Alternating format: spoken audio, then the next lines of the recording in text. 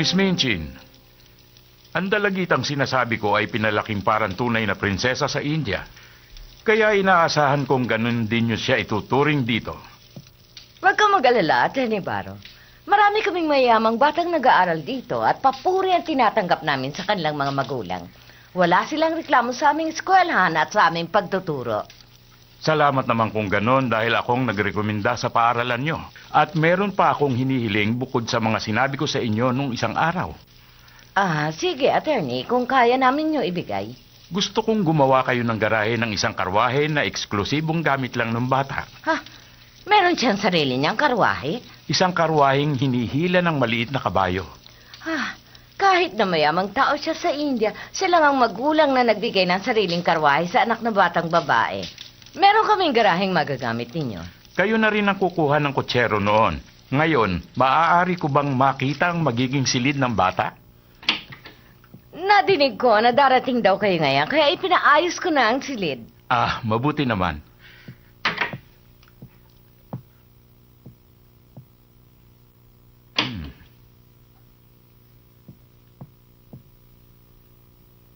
Amelia, ayos na ba ang espesyal na silid? Opo, ayos ng silid. Maaari ko na makita?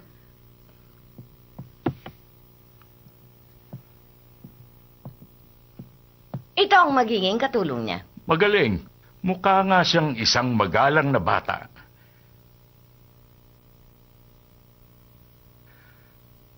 Hindi ko gusto ang kwadrong yan. Baka biglang mahulog yan sa ulo ng bata habang siya'y natutulog. Malaking disgrasya. Alisin yan dyan. Siguro mas bagay kung pipintahan nyo ng may disenyong bulaklak. Amelia. Opo ate, papalitan ko mga kwadro ngayon din.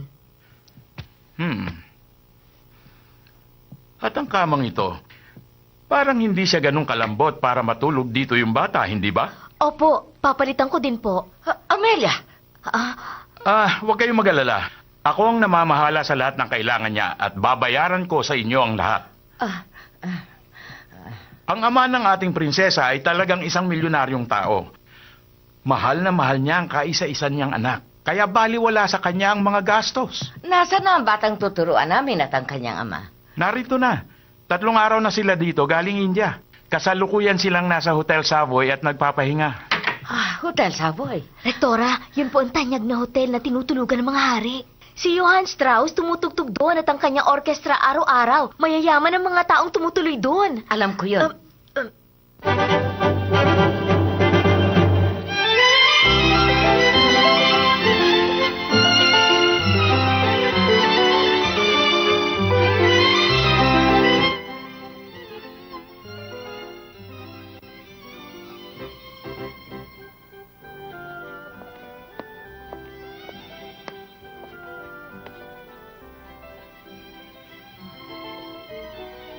HD encode by Carlolo 16.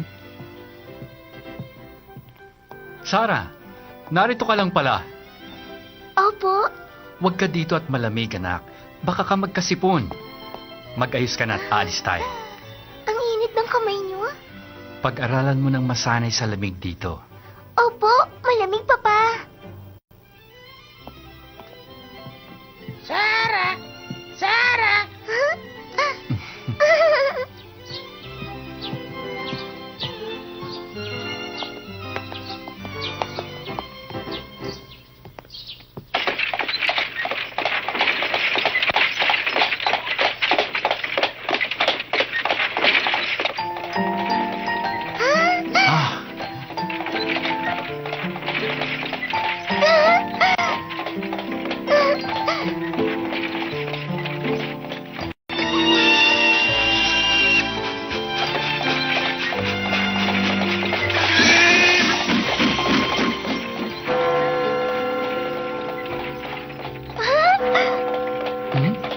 Yun ang tunog ng Big Ben.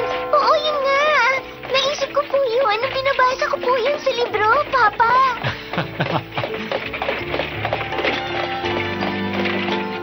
Hindi po ba? Yun ang Westminster Abbey?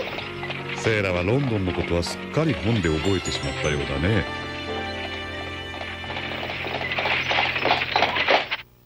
Patawad po, Rektora. Hindi ko alam na kailangan niyo ako, kaya ngayon lang ako humarap sa inyo. Si James, nasan? James! Oh, James! Dali! magandang araw po, Rektora. Ano po ba ang kailangan nyo sa akin? Ngayon magkakaroon tayo ng bagong estudyante. Isa siyang mayamang bata. Gusto kong ingatan niyo ang kilos niyo sa kanya. Kailangan ninyo siyang tatuhin parang prinsesa. Pag nasira ang tiyan niya dahil sa niluluto mo, James, sisisantihin ko kayo. Ha?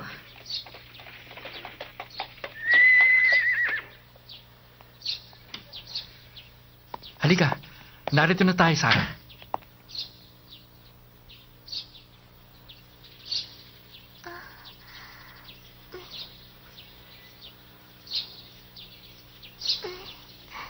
Ako na po, Papa. Ako na pong kakato. Sige, anak.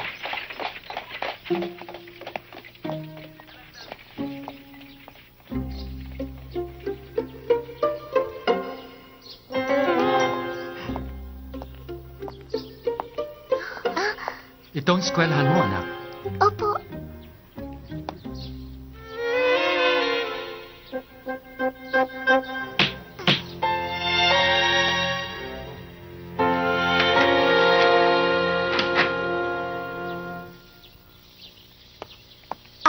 Kayo po si Master Crew at ang anak ninyo. Talaga pong hinihintay namin ang pagdating ninyo. Tumuloy po kayo.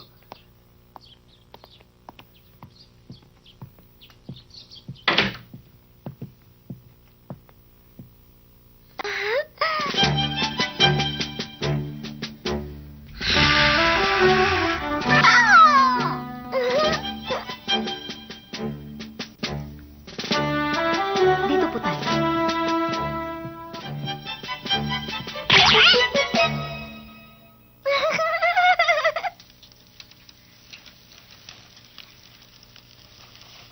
Ang pangalan ko po ay Amelia, nakababatang kapatid ng rektora, at isa rin po akong teacher dito at nag-aasikaso sa mga bata.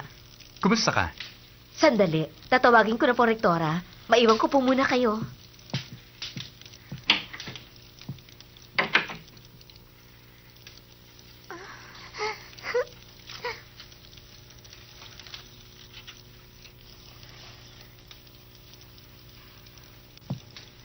Sarah, mukhang mabait si Miss Amelia, di ba? Oo nga po, Papa. Ano po kaya ang itsura ng rektora nila dito? Hindi ko pa rin alam ang itsura niya. Sa paligay ko po, may salamin siya. Oh? At saka, payat na mataas. At siguro din po may kasungitan ito. Ano? Bakit naman ganun? Kasi po, yung private teacher kong si Lady Meredith, ganun. Kaya baka lahat ng magagaling na teacher, ganun ang itsura. Sarah, dapat maging magalang ka palagi, ha? Opo, gagawin ko po.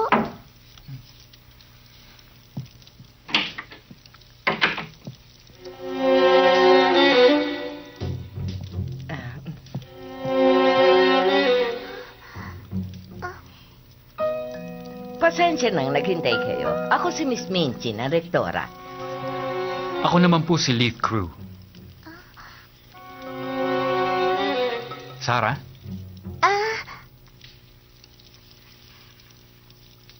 Ako naman po, Miss Minchin, si Sarah Crew. Kumusta kayo? Aba, ang ganda niyang bata at mukha siya matalino.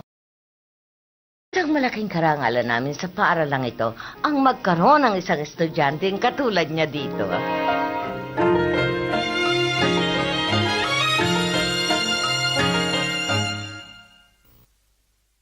Brought to you by Packboy Anime. Nagpapasalamat po ako sa inyong kabutihan at pagbibigay sa aming mga kahilingan. Wala po yun. Mabuti naman po at dito sa aking paaralan nyo naisipang pag-aralin ng inyong anak. Ang totoo nito, 4 na taong pa lang ang batang ito nang mawala ang kanyang ina. Opo, ganun nga po ang alam ko. Hahanap-hanapin ko ang anak ko. Pero sa palagay ko, mas makabubuti sa kanya ang mag-aral sa pagtuturo ng isang magaling na guro dito sa London. Tama po. Lahat ng magulang ay hangad ang kabutihan ng kanyang anak. Meron din ditong mga bata na galing sa bansang Amerika. Sa aming eksperyensya, tiwala kaming mabibigyan namin ng mga bata ng magandang edukasyon. Narinig mo yon, Sarah? Ha? Opo, nadinig ko po. Tayo na po. Tignan niyo ang mga classroom at silid ni Sarah.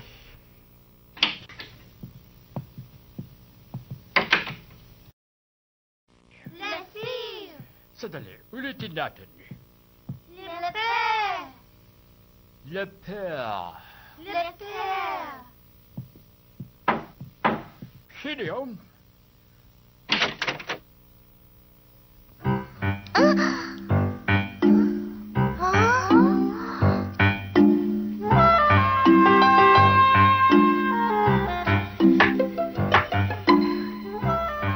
Le Fleur.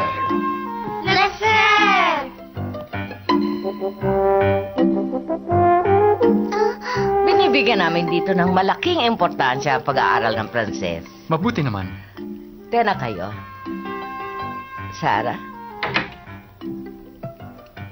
Le Fleur. Le Fleur. Le Fille.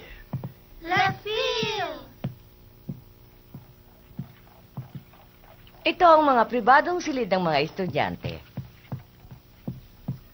Yan pala. Pero may espesyal kaming silid na inayos para lang sa inyong anak na nasa third floor. Dito tayo.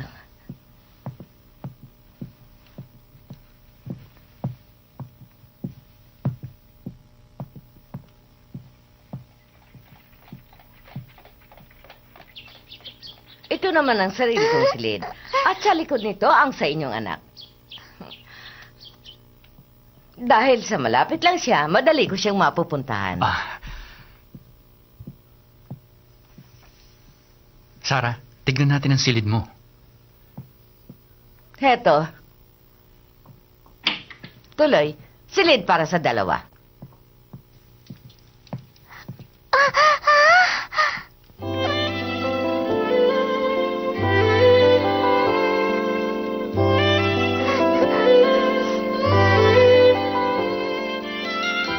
Mr. Crew, meron pa pong isang silid sa likod nito.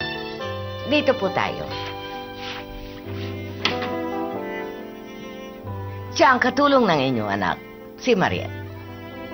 Ako po si Mariette. Kumusta po kayo? Kumusta ka, Mariette? Sarah? Kumusta ka? Mariette, tapos na ba ang pag-aayos ng silid? Opo, Miss Minchin. Mabuti naman.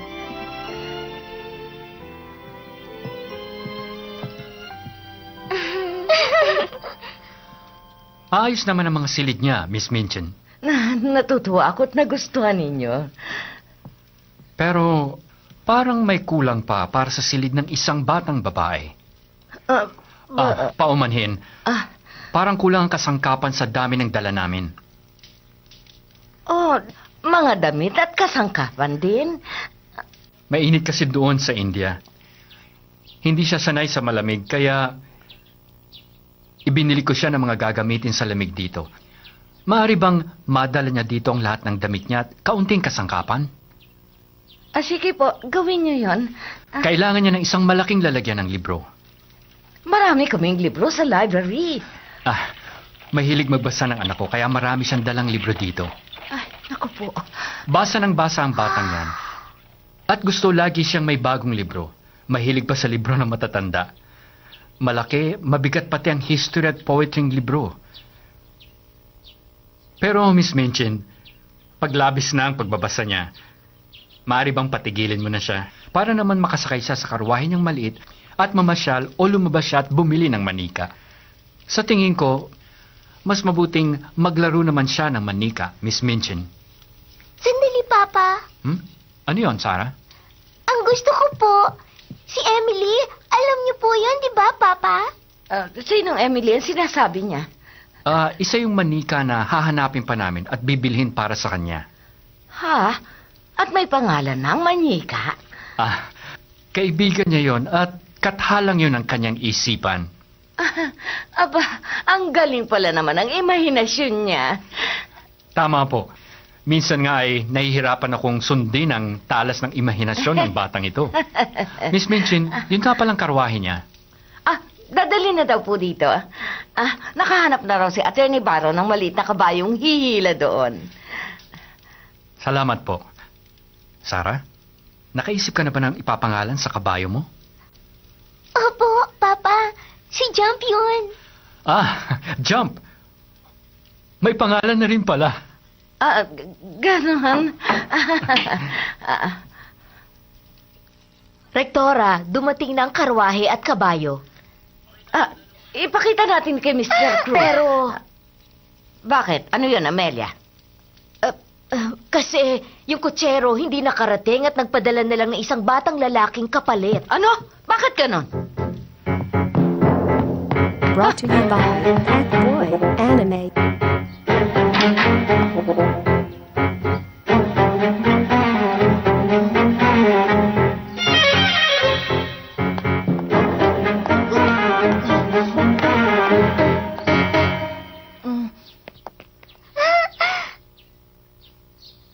Yun si Jump! Papa!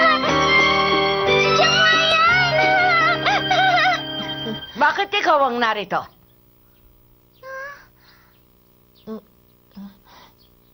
Bakit hindi nakarating dito ang tatay mo? Kasi po, napilayan po si tatay at hindi makagalaw. At kung maaari po, kung papayag kayo, ako na lang po ang papalit sa kanya, Miss Minchin. Ano sinabi mo? Sabi po ni tatay, pakiusapan ko raw po kayo eh. Hindi maaari. Iaasa niya sa isang batang tulad mo ang pagmamaneho na isang karwahe. Ang tatay mo ay responsable. Pakiusap po. Kung hindi po ako magtatrabaho, kawawa po sila ng nanay ko. Sige na po. Unang-una, paano kung may mangyari sa dalagitang alaga namin dito? Kaya, umuwi ka na. Hahanap na lang kami ng ibang kutsero.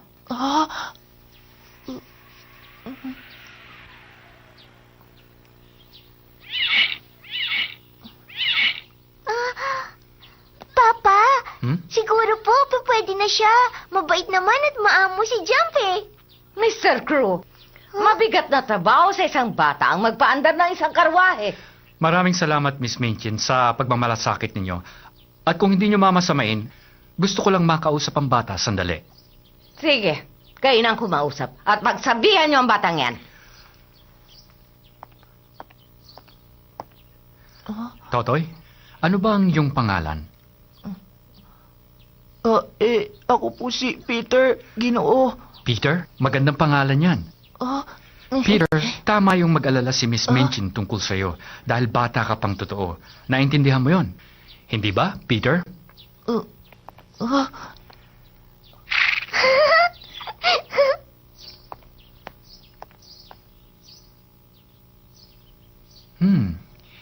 Ikaw ba mismo ang nag-aalaga dito sa kabayo, ha, Peter? Opo, Kumusta naman ang pagmamaneho mo? matagal na po akong sanay dahil tinuruan ako ni tatay. Papa, siguro magaling siya talaga kasi nadala niya ang karwahe dito eh. Opo, maingat po ako magpaandar.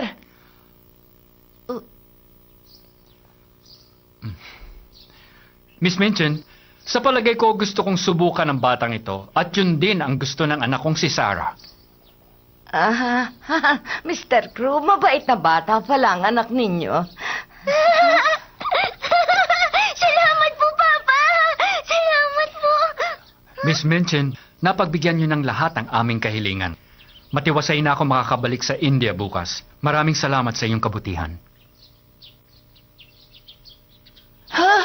Yay! Pasalamat tayo sa kanila! Magkakasama pa rin tayo!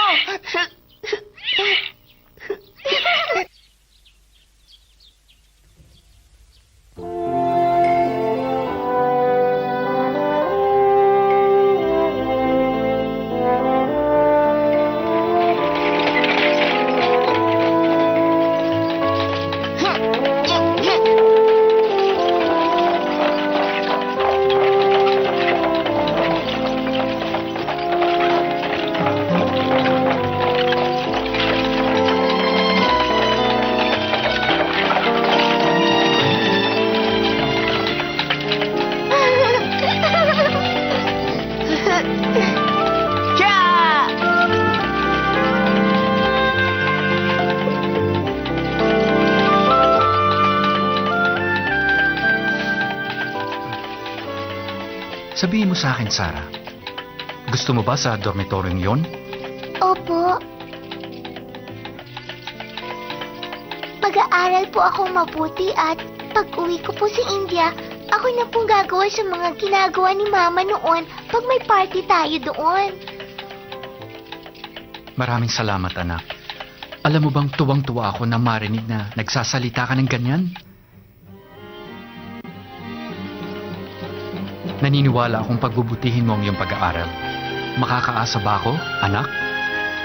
Opo, gagawin ko po yun.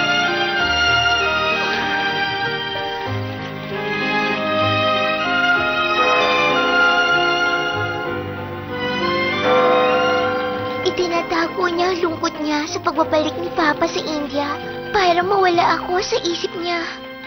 Hanggang bukas ko na lang makakasama si Papa.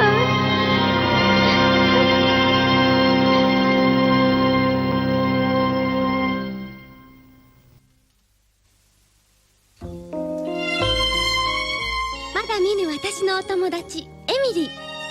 父との別れの時刻が迫る冬のロンドンで、とうとう私たちに出会いの瞬間が訪れます。次回小公女セーラエミリー人形をお楽しみに。